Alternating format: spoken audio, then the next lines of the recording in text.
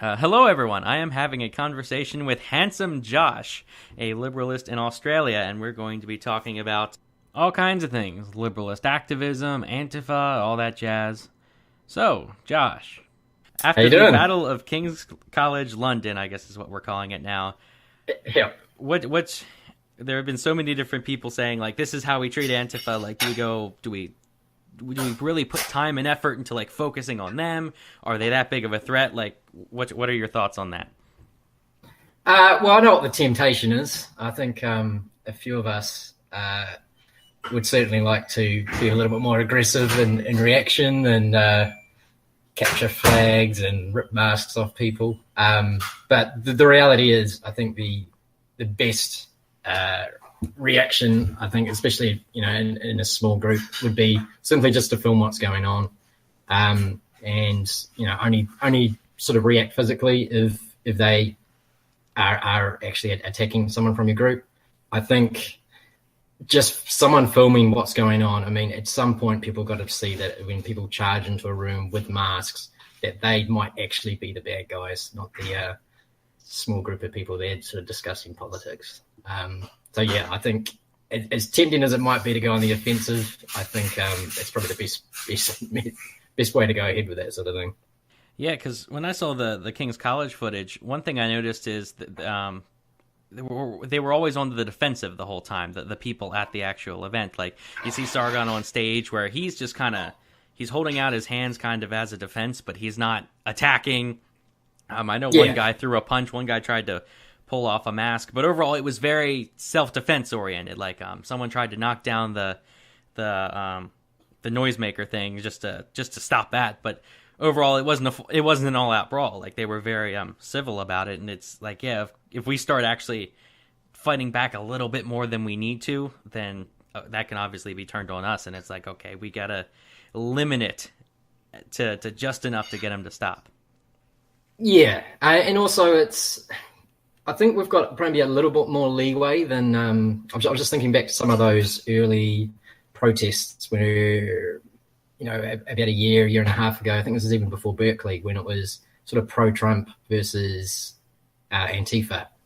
And back then, when I first saw those protests on the TV, the media was just reporting it as these racist Trump supporters attacking these amazing anti-racist protesters.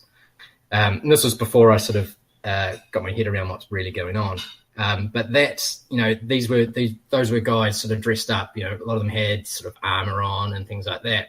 So the media could easily sort of display the Trump supporters as bad guys. But in the King's College one, you've just got a whole lot of blokes and some women as well, but people dressed in suits. And then you've got these guys dressed in black with masks charging in. I mean,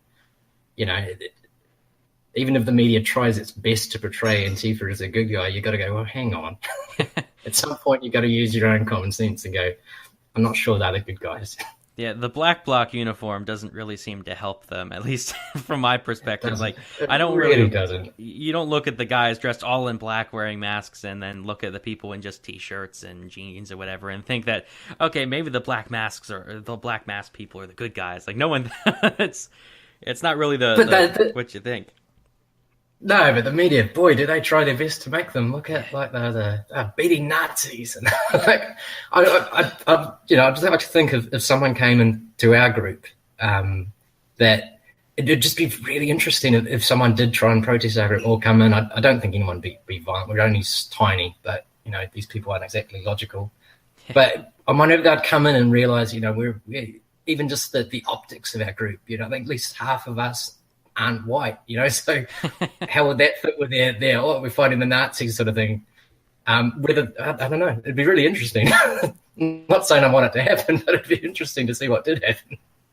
Yeah, part of it's like I don't want it to happen. I'd wish if they just kind of go away and that'd be the end of it. But it's like, okay, if it is going to happen, then yeah, like there are some ways where we, like with the Battle of King's College, as they called it, that it kind of works out in our favor in that even though the event was shut down and it would be better if it just never happened at all, like they did not look good at all to just literally just storm into a group of a libertarian event run by or with a liberalist and an objectivist It's like the total opposite of fascism, and here they are walking in and trying to bust it up. It's like that just does not look good. And even though I don't support it, that one guy getting knocked to the ground, that was pretty funny. Yeah, it did not look good for them. And like it is very difficult, like you're saying, you have to kind of hold back because you want to, like, you want to go full offensive, like it's what you want, but you just can't because you just can't. But I think we would stand up if we had to. Like if they did start coming swinging at us, I think we would stand up. In which case, I need to recruit some bigger dudes into that group. I'm not exactly towering over anyone. Yeah. There you go. But yeah, like it's you have to use the just enough self-defense to get them to stop, kind of thing. Like you want to show them that, like you want to use just enough to show them like that it is a bad thing if they try to do this. But then you have to find that point of, we can't go any farther because as soon as you do, like that's when the media will turn it against you. And plus, I'm personally against the idea of maybe like totally beating the crap out of them. No, and to be fair, so I used to be a bit of a lefty myself. So even though I would never go and charge in and attack a random group, but I kind of understand the mentality. I mean, they're almost brainwashed by some really corrupt professors. They are being absolutely lied to by professors, by the media, and it's not their fault. They're just the useful idiots that are doing their bidding. So you've got to have a little bit of compassion for them and hope that maybe you could actually turn them around.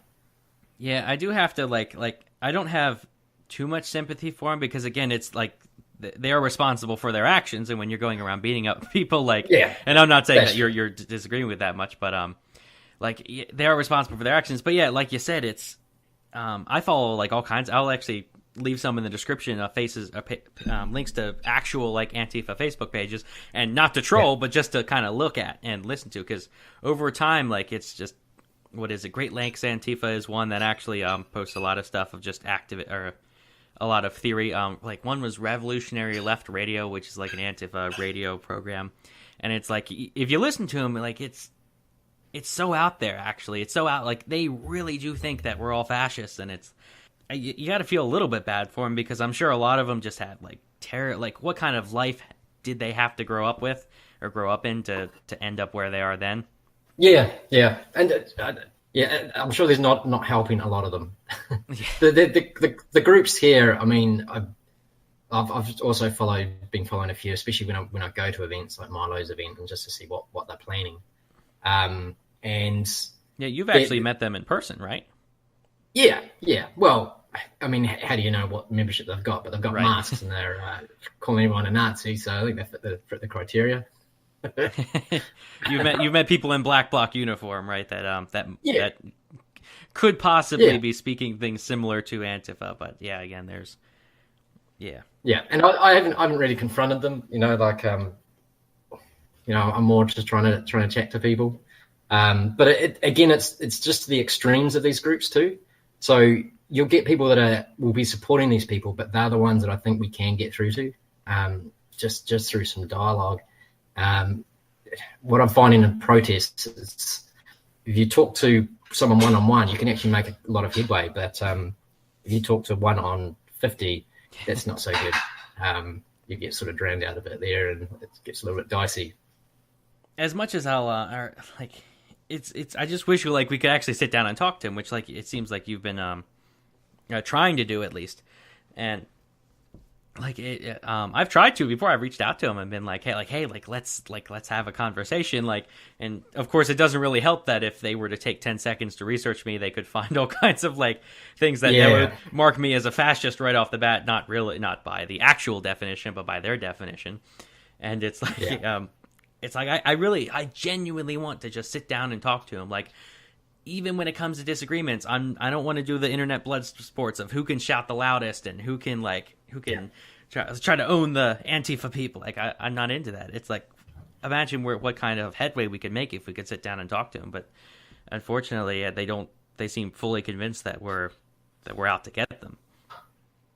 Yeah, it's almost like a religious fever. I I watched a documentary there not long ago, actually. Have you heard of Daryl Davis? I have not. No. I think that's the name. I might have to Google that. But he's a black blues player. He's from New Orleans, maybe. But he's made himself. Well, he's a great musician for one. But he's made himself quite famous as being the guy that goes and converts people from the KKK. Oh, okay, yeah. So, I didn't know his name. Sorry, but I know about him. Okay. You've heard of him? Yeah. Fascinating guy. And I think, how he works to convert people is kind of, we could take some lessons from that. And he just goes and he just makes friends with these people.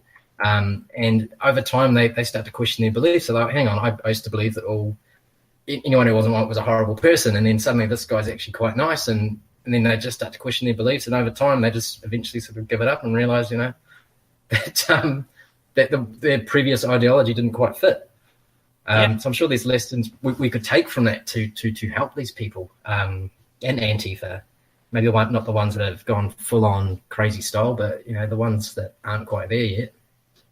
Yeah, and like that, I know it'd be so easy for people to be like, this guy or these people in the KKK, they want you dead, they hate your guts, like you can't talk to them, they're awful people, and like. Part of me, they do kind of have a point in that, like, sure, a lot of the people he talked to probably really hated him in the beginning, like, really had a dislike for him, and it's like, yeah, I can't really argue with that obviously, you don't really have to talk to people that really hate you as a person, but you can't argue with the results there. Like, he got these people and totally flipped them around like that, got them to completely change their lives, and it's like, you can't argue with results. No, and there's also like that, I can't remember the name of it, butterfly effect. So basically, Viturn's one of them, and I know one of them. I'm friends with him on Facebook now. It was a KKK.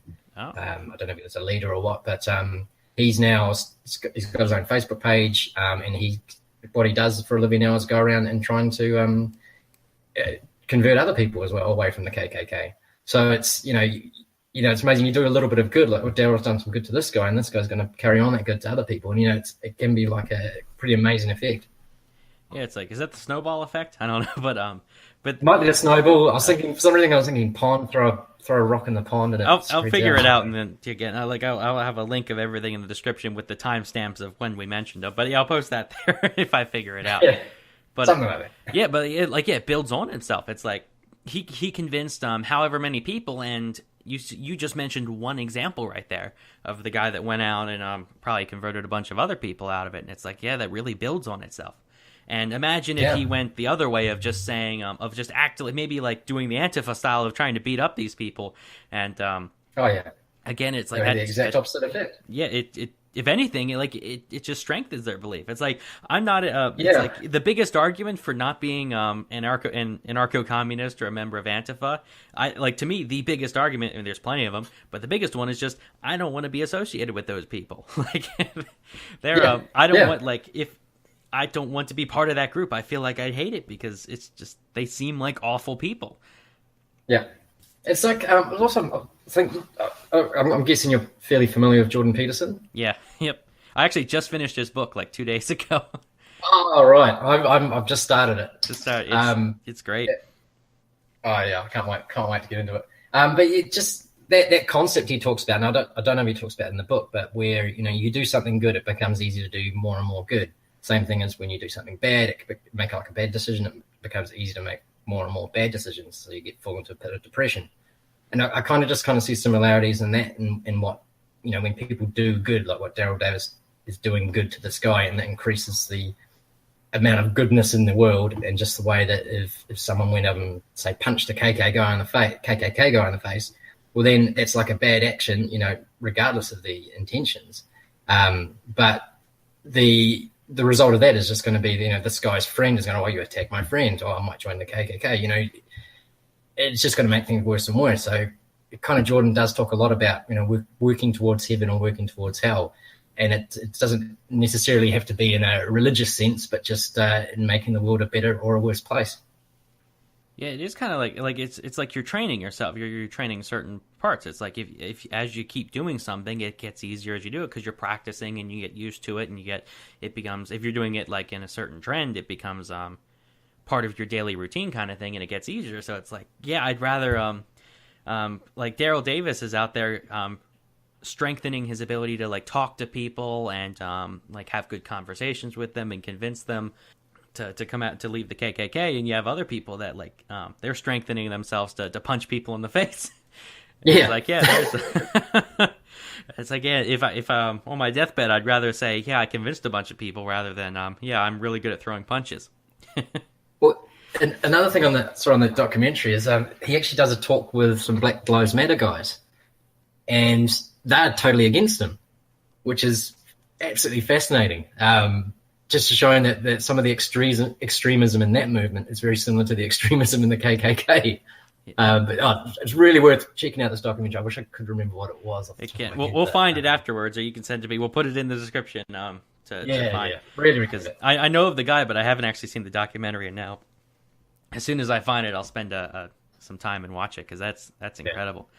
But it's great. Has he had any success then with like the Black Lives Matter crowd? I don't know how much time he's put into it, but well, he didn't look very successful in the documentary, but I know he's done a video since then with some of the guys that were anti him, and they've sort of made some peace there. So yeah, I think he's doing some good work there. It's actually interesting how this conversation went, how it started out with using the minimum amount of force necessary, and then of course I didn't even think about Daryl Davis because and now I know his name of just.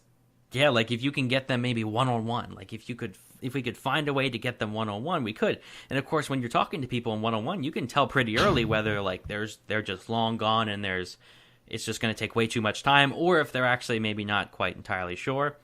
And that's all that matters in the end is like, are they willing to say, hey, maybe I should listen? Yeah, it's one-on-one. I don't know. I just find it, and in the way you approach someone, it's amazing how much progress you can make with someone, and even just to open their eyes to see another perspective, or even consider another perspective. Yeah, I don't know. I quite enjoy it. Bit of a hobby. It's interesting when you go on a date and you start going down the political route, and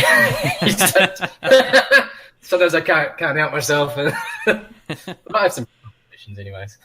But yeah, and at least like one of the things with one-on-one is like you can't have it set up to where people are on the defense, because as soon as someone feels like they're being attacked, they're on the defense. And of course, it depends on where you meet them. If you're meeting Antifa at a certain rally and it's like they're here to bust it up, or vice versa, like they're the one hosting the rally or whatever, like they're on the defense, and maybe that's not the best time. But no, the best thing to do, I mean, you can't have the ideal situation, but the best thing to do is again try to get them one-on-one, because again, if it's 1-on-3, you feel attacked like right off the bat. You don't even have to. They don't even have to. Or the three people don't actually have to say anything. The one's automatically going to feel, okay, it's 3 against 1. I have to have my guard up. And once, like, if someone's really in the zone of this is a battle, not a conversation, then you're not going to make much headway. Yeah, no, that's exactly right. But yeah, it's just how we do it. How do we break out of our groups and have the courage to just try and talk to someone one-on-one that we may disagree with intensively? Yeah. And yeah, that's a pretty again, like you can't get that much farther from like liberalists or general like conservatives or whatever, and Antifa. Like there's some pretty there's pretty big distance between the two.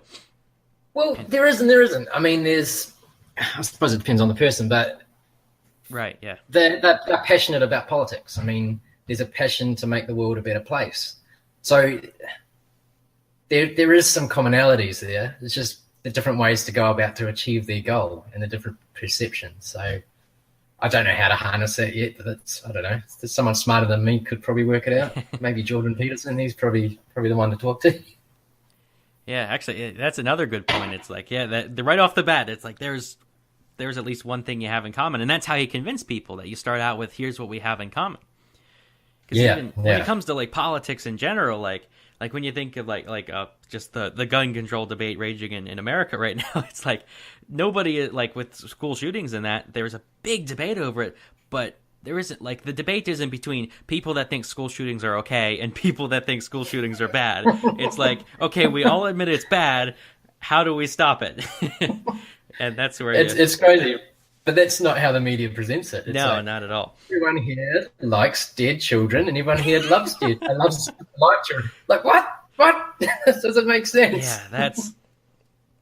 And I guess that's kind of what you have to start out with at the very beginning. Is the common ground where it's like, okay, we're both on the same page in that we want the same thing, like, except for like maybe a very, very, very minuscule minority of humanity. Everyone else is like, okay, we want things to be better, not worse. Yeah. And it's That's it's like once you establish that we're in the common goal of we want things to be better, it's like, okay, how do we make things better? And then you diverge. But of course, once you share a common goal, it's kind of hard to hate someone when they want the same thing as you, but they disagree how to get there. It's really easy to hate someone when you're trying to make the world a better place and the other person's a fascist kind of thing. Yeah, just want to watch the world burn. Yeah, exactly. But then that brings me to actually the case of if you set up like a liberalist group in Melbourne, and as far as I know, like it's like you're saying, it's not hundreds of people, but it's the biggest group I've seen so far for a movement that just kind of started 2 months ago, or an organization, whatever you want to call it. That's pretty significant. Yeah, it's been pretty amazing actually. I sort of I've been thinking about what to call it, and then when Sargon put that video out, and I thought, okay, right, we've got a name. So I created a meetup group, and I didn't have any plans of when we'd set up. I just wrote on there, if anyone interested in the liberalist movement, get in touch with me. And got quite a few emails, which surprised me because Melbourne, for those that don't know, is like the Berkeley of Australia. So she's pretty left leaning. That kind of makes me wonder if that works to your benefit. That, I mean, I was kind of raised to the right wing, and then I raised as kind of like right wing in general, or like United States conservative, and then went more libertarian, and now I'm kind of stepping back maybe from, like, I went full ANCAP, and now I'm kind of taking a little bit of a step back, just in terms of I don't want to argue all day about minuscule things, but I never really started out on the left. Whereas I wonder if Melbourne, because you have kind of like because the liberalist movement tends to be a lot more like disaffected left-wing people that realize that things aren't going the way they want. I wonder if that works to your benefit. I think it does, and I think because the extreme left is far more visible here, and the hatred and the virtual, that it does, it does leave people alienated and looking for like-minded people. Just talking to some of the, I've talked to high school kids, I've talked to university kids, and it's just, it's bad. Like, it's really bad what's going on at these institutions, and I do feel for them. Like, as a former lefty university, hippie, long hair, barefoot kind of bloke that I was, I don't know if it was around when I was at university. Maybe it was, and I was just part of it. But I do feel for them now. I think I was talking to someone on our group the other day, and they said, it's like being a doctor in the insane asylum, which I think is pretty accurate way of describing it. Yeah, that is. Thinking of that, then, like you said, you just kind of created just like an online or like a social media meetup group, and then people just kind of responded, right? Like, yeah, I was really surprised. I didn't think there'd be much interest. I've made a few friends. I've only been here a year. I've made a few friends who feel the same way, and we've had some amazing discussions. So some of them have come along, which is great. They're sort of helping, keep me company if no one was going to show. But they've had some great input into what we discussed. But so I set up the meetup group, got quite a bit of interest. Followed the Liberalist page. Another guy I think it's just outside of Sydney, he created a Liberalist Down Under page. So I got in touch with him. We thought, all right, we'll run everything off there for now. Get a lot of Australian Liberalists following that page. And down the line, maybe we'll look to separate and create our own one. But sort of got him on board, then created events through that page. The first event we did was, I was expecting 5 or 6 people, and there's about 12 showed up, which was just blew my mind. Really, I thought, wow, okay, there's a massive need out there. And we just had the second one, which was almost the opposite. I expected 12 and got 6. But I changed the day. Like, got to look at see what days work for people, and a lot of people are students that are studying. And there was also Jordan Peterson's event was the following night, so a lot of people, would have been saving their one night out to go and do some political stuff before the following night. But we had a meet up at the Jordan Peterson's event as well, so we've got a good little bunch, and more people are constantly coming on, joining the Liberalists Down Under, and met a lot of people at the Peterson event as well who are really interested, really passionate. So yeah, very optimistic about where we were going. Yeah, that's fantastic, because actually I kind of changed my opinion on like events in person kind of thing, because I used to not really like them, because I used to think, okay, online you can reach thousands and thousands of people if you do it right, whereas you host an event and you're kind of limited by geography, you might get a few hundred kind of thing, and I used to that used to be my opinion of just the numbers don't match kind of thing.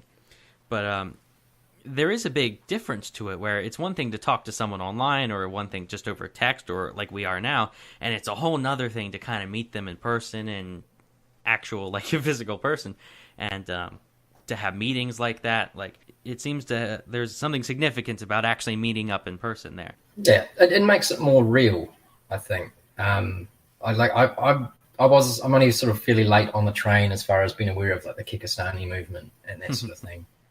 And which I think was brilliant when I found it. Oh my God, this is hilarious.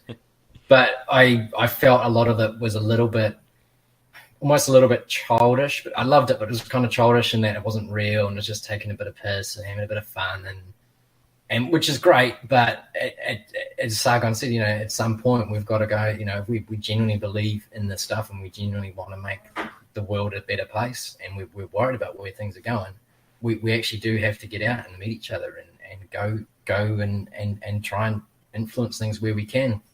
Who knows what will happen? I mean, best case scenario, we'll save the world. Worst case, we'll have a few beers with make some good mates. So it's win-win, really. That's interesting. I never thought about it that way. That's fantastic.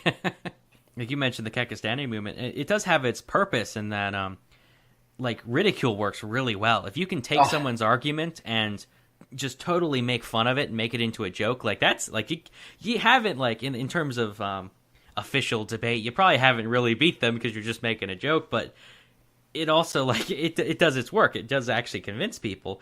But then, like you said, there's, as fun as it is, it's fantastic. But then there's the, okay, now time to do some real stuff, like time to grow up, kind of, or not grow up, but time to actually get stuff done and be a bit more serious. And it's you lose a surprising number of people actually when you say let's get serious for a second.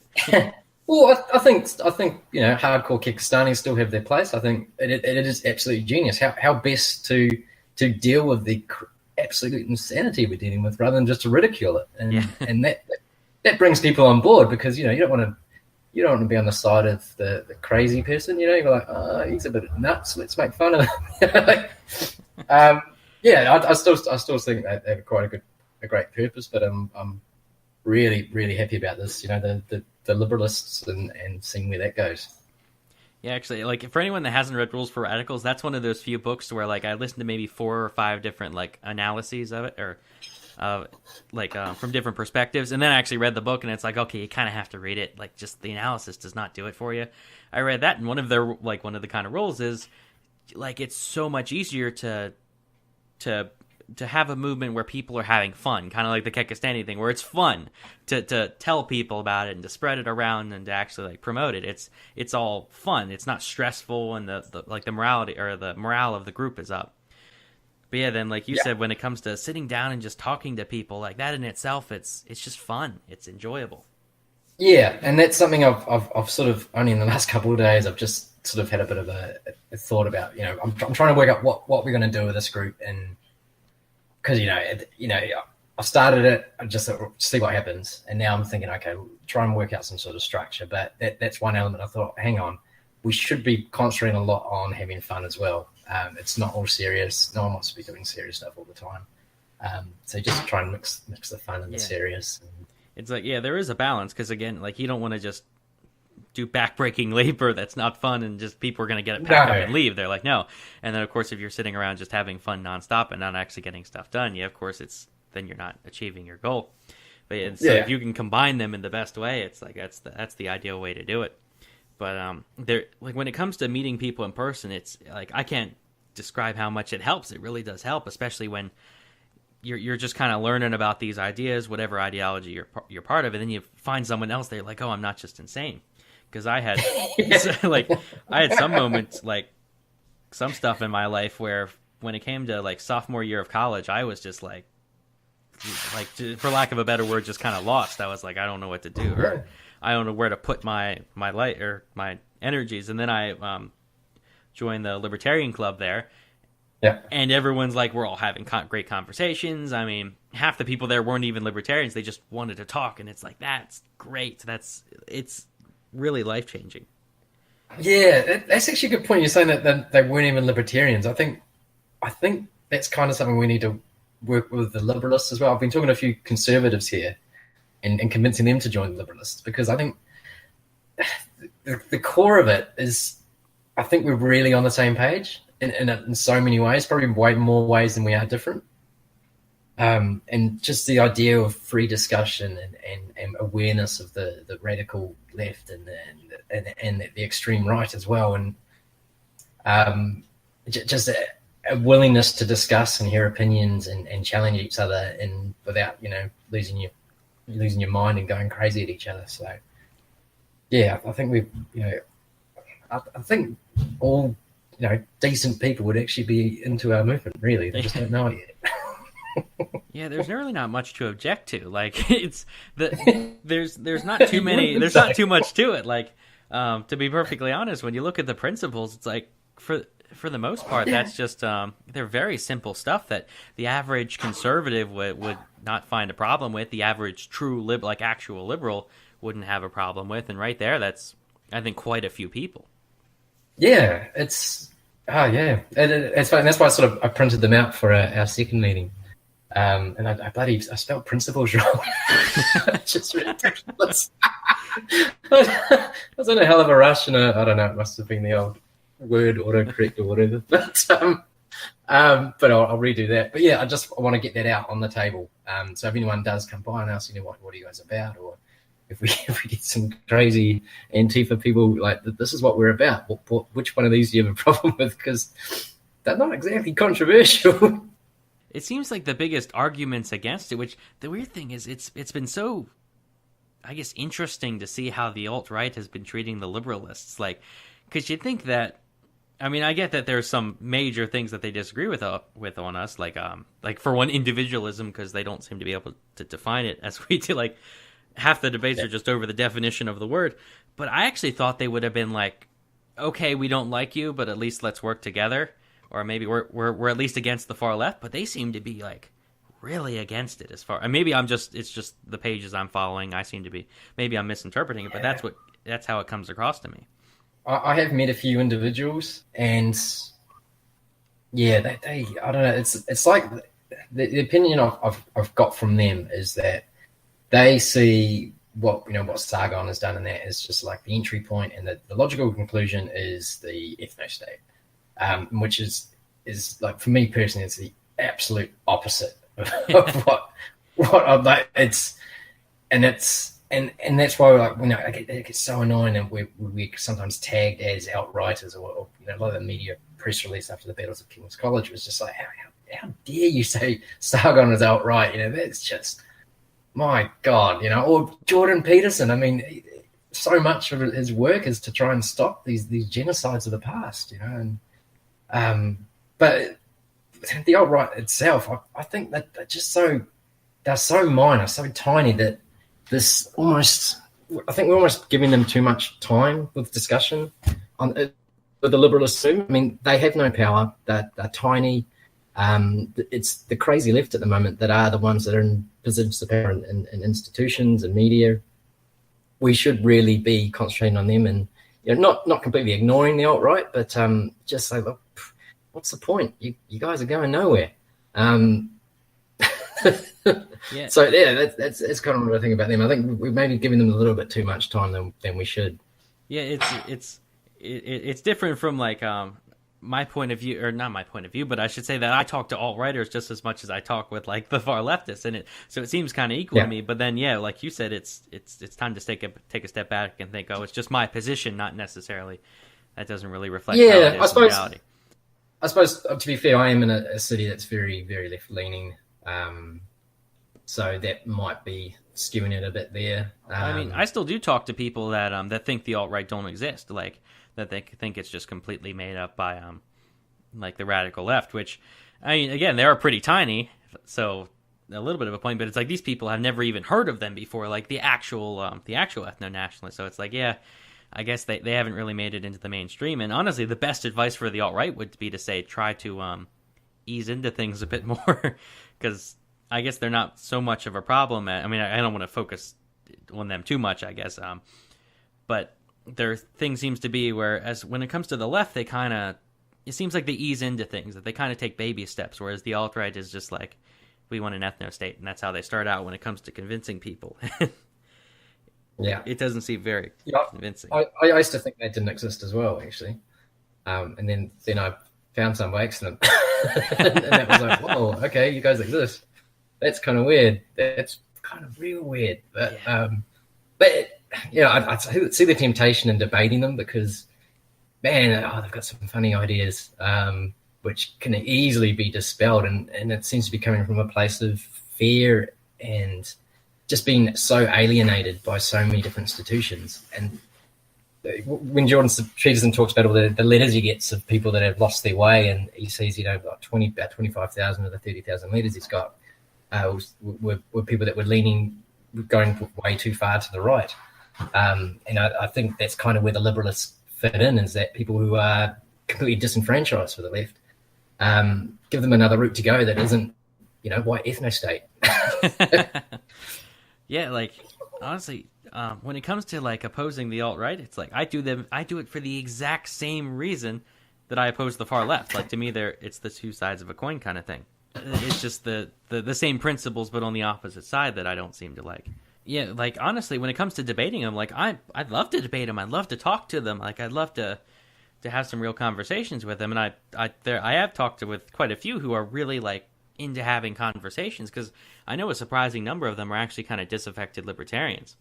It's like, I'm all for talking to them, great, but it seems that a certain number of them just don't seem, they seem more in like debating for like as a sport, as a fun thing, rather than actually finding out the truth.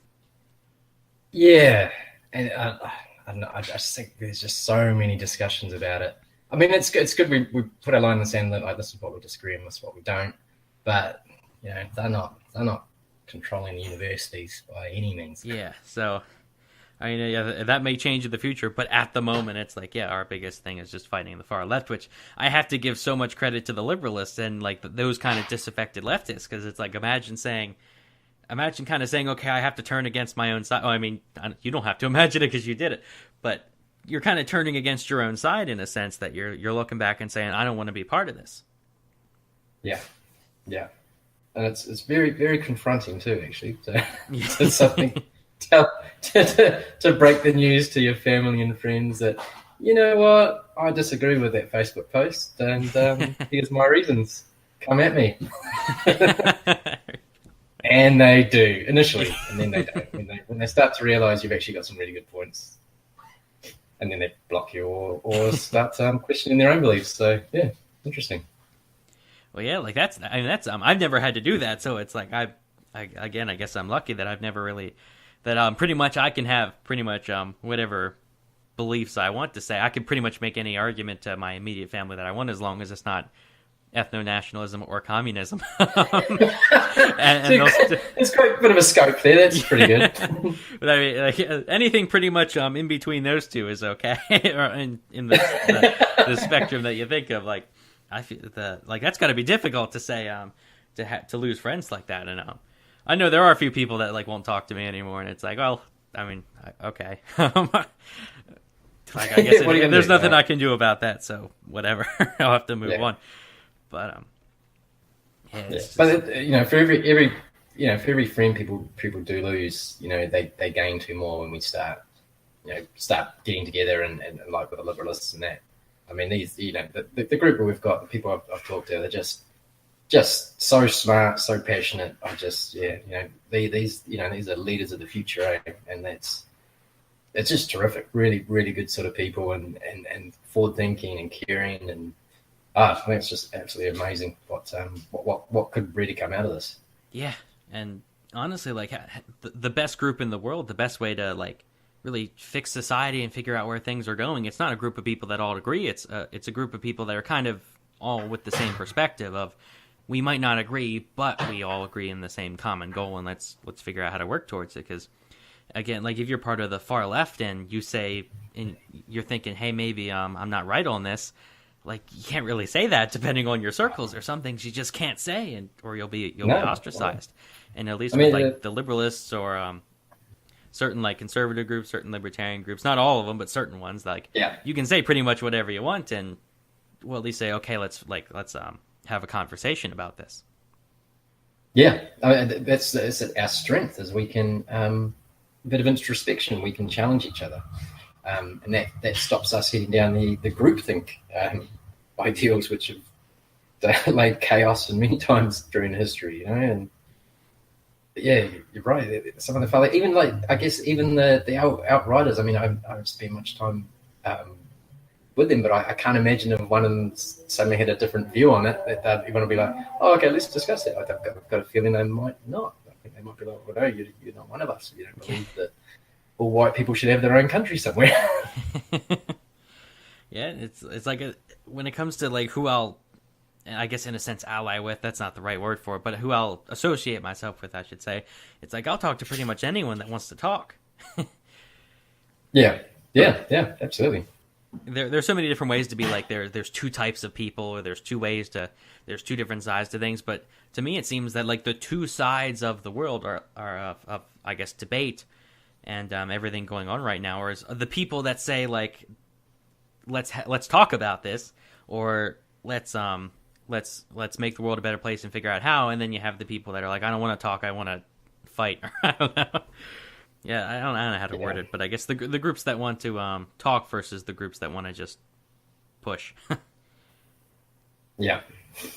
That brings me to the next thing of just like, okay, where do we go from here, I should say? Where do we go? Do we do campus clubs? Do we do like I guess they were talking about endorsing certain politicians. And there was talks of like a political party. I don't know if I really agree with that, because it seems it's like I think it would be a better route to maybe pick certain candidates rather than to do their own party. But I mean, I could be wrong. But what's your take on that? Of where do we go from here? Where do we go? Yeah, that's a really tough one. I mean, the way I see it, at least, I'm only seeing it from I guess our perspective, from the Melbourne Liberalist group, because I don't think we've got much of a structure at the moment in the I guess internationally. I'm happy to be proved wrong there, but maybe it's something that could be worked on. But I'm seeing it just in the sort of smaller style. It's just giving support to each other, whether that's just if people getting a hard time at school, they come and just chat with us and realize they're not actually insane in their beliefs. Sharing each other's content creation and promoting it. And even, being friends with someone on Facebook, and, you might put up a post that gets attacked by, 9 or 10 your crazy lefty friends, but then, suddenly another liberalist comes in and sort of backs you up and say, well, hang on, no, he's right. There's this, and this. And, that sort of stuff, encourages you and keeps you going. Outside of that, I think we could look at things like, spreading the word as well, getting more people involved. And as I mentioned earlier, having some fun, and then look at doing some sort of smaller, almost activist type work. I know in Melbourne, you only get one side of the story. You walk down the street, and you'll, a 5-minute walk, you'll see about 6 Marxist convention posters, and about 4 posters about Trump's Hitler, and then a couple more about socialism is, the way of the future, and that the media is controlled by the fascists. And it's insane the amount of propaganda that's out there. I kind of see us as, we could start to work out a way to put another spin on that, or just create another point of view that the average person walking past will be like, okay, so Marxism's great, socialism's great. Oh, hang on, what's this? Communism, 100 million murdered? What? Or SOS Venezuela, hashtag SOS Venezuela. There you get some information on socialism being a little bit tied up with starvation.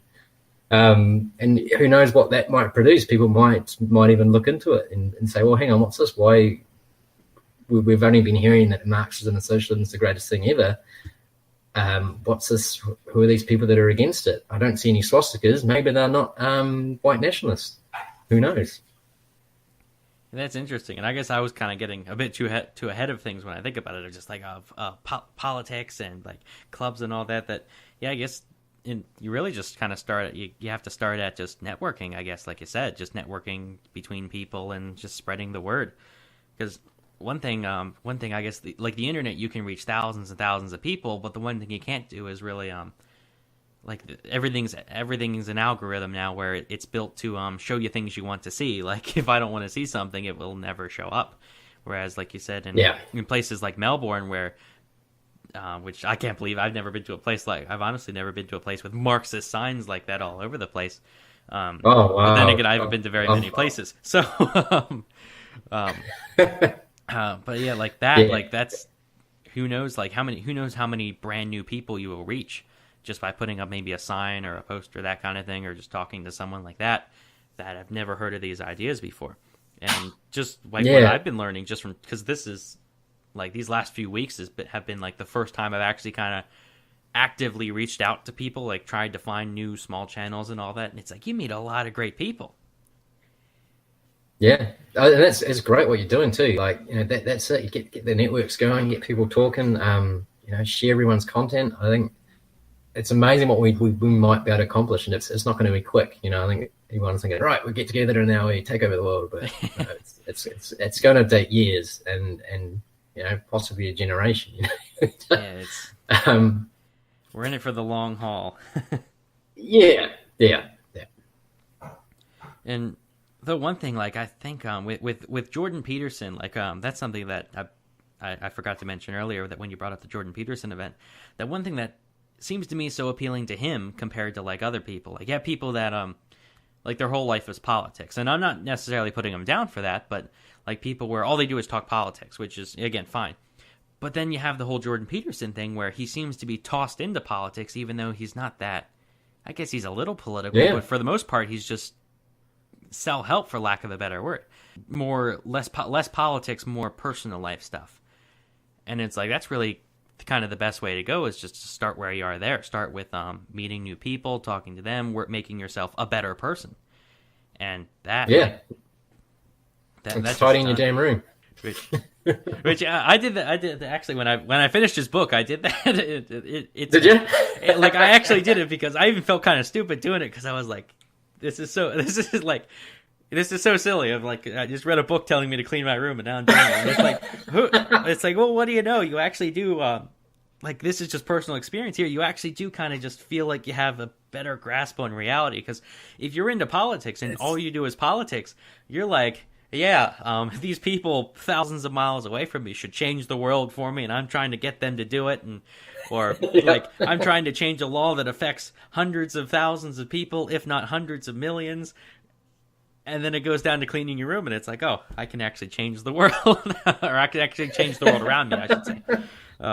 That's true. As you said, it's the antidote to chaos. And like, I'm 37, and I have never kept a tidy room until this year. I am now, March? I'm nearly 2.5 months in with a clean room. Make my bed every morning. It's my mum would be so happy. But it's taken me a long time to get to this point. I just never saw the point in it. But yeah, I get it now. Yeah, I'm not even at that point. Like I'm just starting out where, because I'll clean my room. Like I clean my room every so often, but every so often is like 7 months. Yeah. Oh, don't get me wrong. If I was expecting company, I'd clean my room. But when it's just me, nah, I couldn't be bothered. It's that kind of stuff that really just made me look at things in a new light, because like there's politics, and then there's this of just like the best way to like convince people around you of your ideas and all that is to just lead by example. of like, 'cause, again, no one wants to talk to like a bitter, depressed person, because like in my experience in like the ANCAP and the libertarian groups, not to say they're all like this or even most of them are like this, because that's not true, but you meet certain people who are just so bitter and depressed and just frustrated because they think everything, the world's out to get them, and everything's crashing and burning, and it's like it's not fun to be around those people. It's like you gotta have some sort of control around you, and you can do stuff.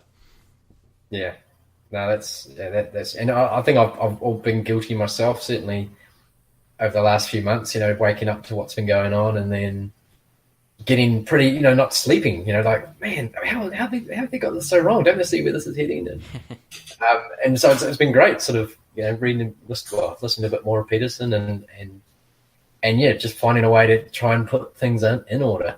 Yeah, and there's just so much to it. It's interesting, but to get back to like actual, I guess not tactics of what to do. It's like, that seems to be the best way to do it, is just to interact with people and network and make new friends. And it's like, I'm sure you and I, if we were to go down the list of things we disagree with, we might agree on maybe, who knows, 50-60% of things, and who knows, out of that 40% there might be something we'd really get into or go back and forth with. But overall, that's something for another time. It's like, okay, we're at least on the same page of, let's talk this out. Yeah, and I think that's the key. It's also just similar values, really, more than anything. And that's just a good place to sort of to work from if people got similar values.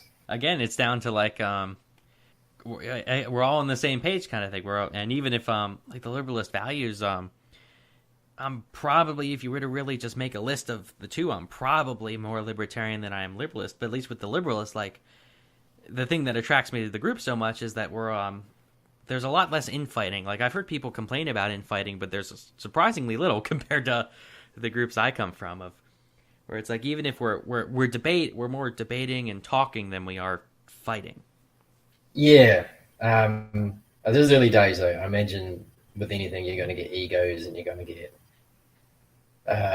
people feeling strongly about one thing over another, but hopefully we can sort of keep that out and go for the greater good. But we'll see. We'll just see what happens. Really, we'll see where it goes, and that's just kind of the hardest thing about like an individualist group, is when you have a collectivist group. It's when you have everything that's kind of based on collectivism, it's like, okay, let's all get behind this, and here's our main goal. Whereas individualists, we're all kind of fighting back and forth of, no, I'm right, and there tends to be a lot more, again, individuals with their own ideas than there tends to be a mass of people with a groupthink way of doing things. We'll see what happens. I'm pretty optimistic. I think it's probably more so after the Peterson event. You got 1,000 people in Melbourne going to watch Jordan Peterson, and he's just, even though you're right, he's not political as such. The values and what he talks about is just right down a liberalist route. And I think he recognised, because I got him to sign I brought a couple of books. I got him to sign one for our group, which we'll just sort of share around. And I got him to say to the Melbourne Liberalists, and he sort of said, what was that? And I said the Liberalists, and I said, we were a bit about sort of following a little bit about classical liberalism, and he goes, the Liberalists, and then he sort of wrote it down, and he didn't misspell it. So I think he's a little bit aware of what we do. I know he's certainly aware of the Kyrgyzstani movement, so I wouldn't be that surprised if he's aware where that's sort of gone. It'd be great, if he actually in one of his talks he talked about it. That could be amazing for our numbers. Yeah, wouldn't that be incredible? But yeah, like that's actually okay. That brings me to a whole nother subject that I won't spend too much time on. But just looking at the backlash of Peterson, that, like, I never would have guessed that in 1,000 years. Seeing the people like that really seem to hate the guy, like the hit piece articles that are just totally out to get him, and it's like, if you spent even the little, like, you might disagree. I know there are plenty of people that are like, they don't like how he tries to blame everything on like the postmodernist kind of thing, which, like, that's a whole separate issue, but they seem to attack him just because of like what he's saying in general, which a lot of it's just, here's how to sort out your life. And it's like, that should be such a controversial thing. Well, I was talking to one of the Actually, me and a friend were talking to one of the ushers, or just one woman who's working at the event, and she was talking about how a number of I think she said a number of girls said they would not work because of this guy's reputation, which is bizarre. And then she said, but it's weird because she says, look, the audience is pretty diverse. There's a few. She doesn't see how this guy could be outright. And then she said, but does he support woman bashing? I'm like, what? No, of course he doesn't. But it's just so weird how they've got this idea that's been fed to them by whatever corrupt news agencies they follow, that this guy is the spawn of the devil when he's the exact opposite. And I guess that makes him a threat and makes them want to take him down, is because I guess the genuine bad people out there who are running these ideologies, they realise that this guy, any sane person listening to him will suddenly question their authority and their power that they have over them. So yeah, he's become a bit of a target, as I imagine the Liberalists will too in the future. Yeah, and that was actually one thing I was saying in the last chat I had with a guy, that it seems like the biggest argument against, or at least the circles I follow, is that it's not that they're saying, oh, this guy, when they attack or when the far left or attack libertarians, they're not like, oh, well, this guy, you don't want to talk to him, he's a libertarian. They don't say that. They say, you don't want to talk to this guy, he's a fascist or something like that. They always try to label it as something else. They're like, you don't want to talk to Jordan Peterson, he talks about how to sort yourself out. No, he's alt-right. He's alt-right. He hates women. He supports women bashing. It's like, doesn't that really show that we do have a point? Because it's not that people are opening the average person up to our ideas. It's that they're trying to paint something over us so they don't ever figure out what we are. It's like, in that case, all we have to do really is just say, hello, my name is, and this is what I believe, and right off the bat, we're doing a lot better. That's the thing. I mean, I do wonder if there's going to be a tipping point where, I mean, there was for me, but I imagine a mass tipping point where one goes, hang on, you said all this stuff, and this clearly isn't true, and then just enough vocal people just went, hang on, that is, well, I guess we're seeing in that whole news knew it was bogus. But I do wonder in society there might be a big tipping point where suddenly everyone just rejects this whole crazy leftist element.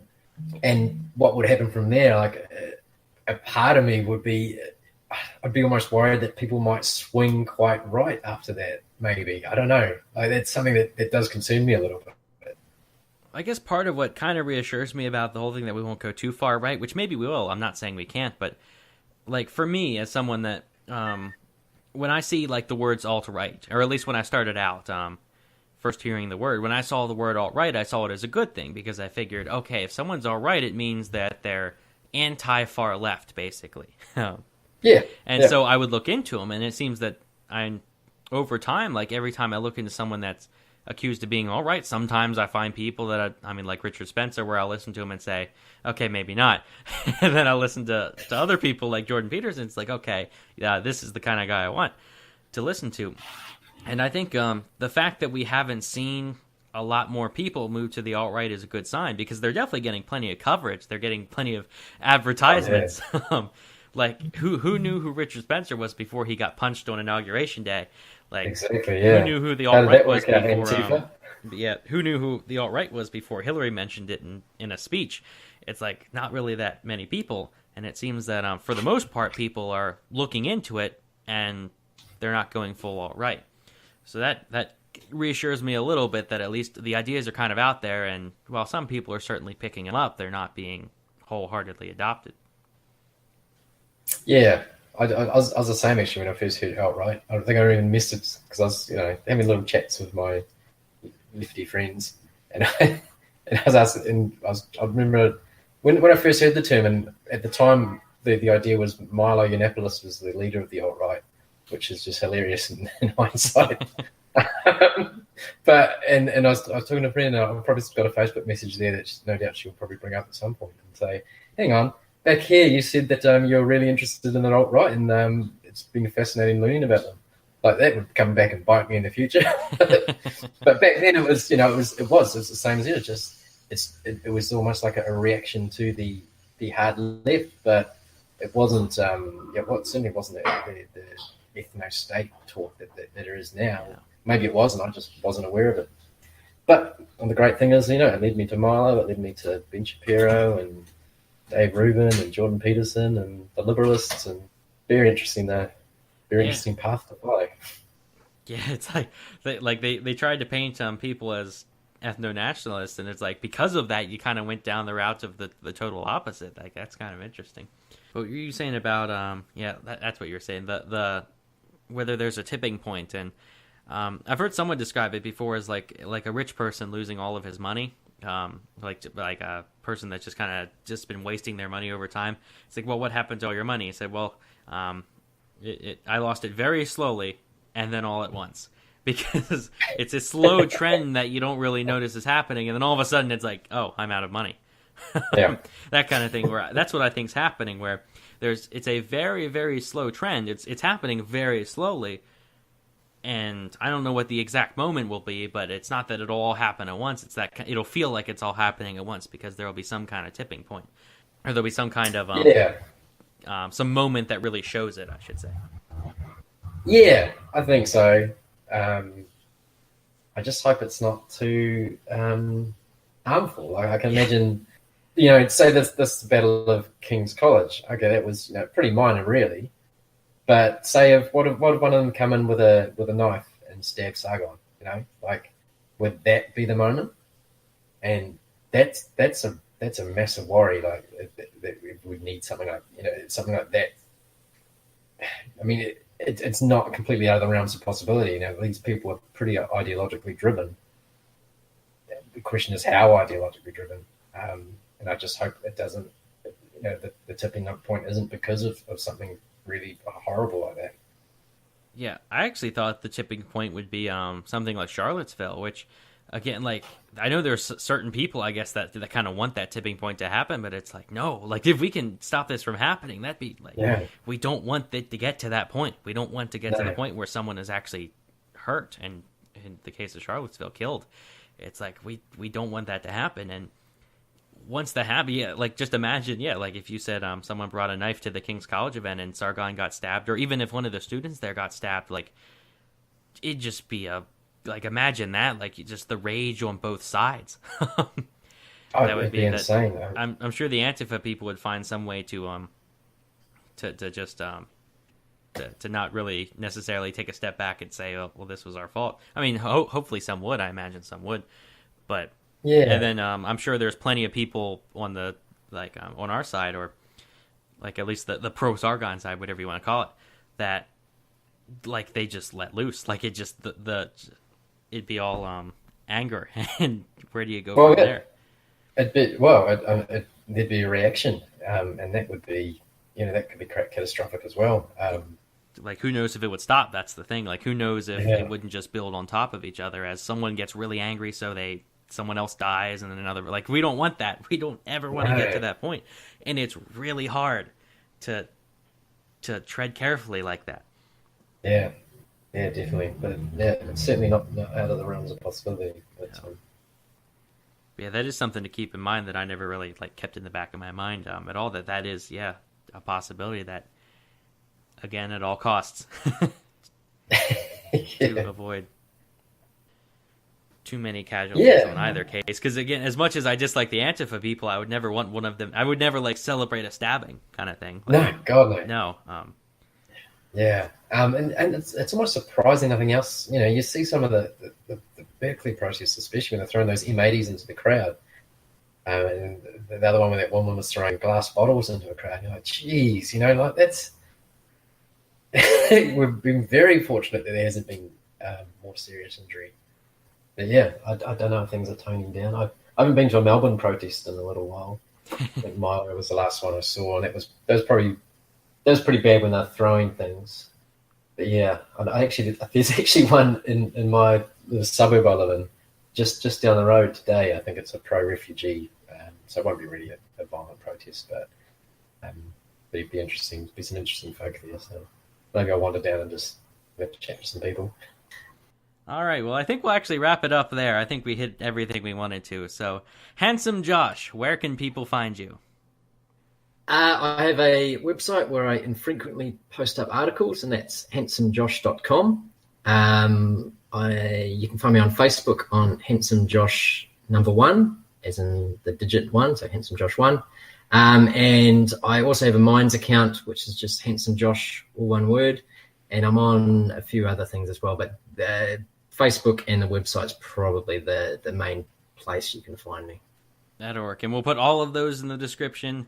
And of course, go. I recommend you follow him. Like, I found his page and I'm like, this is fantastic. Like, I liked it right away. I shared some of his stuff, I think, like within the first 10 minutes of finding it. It's some great stuff. But you're doing great work. You're welcome back anytime. To everyone, thanks for listening. Yep, thanks for having me, mate, and really appreciate your work.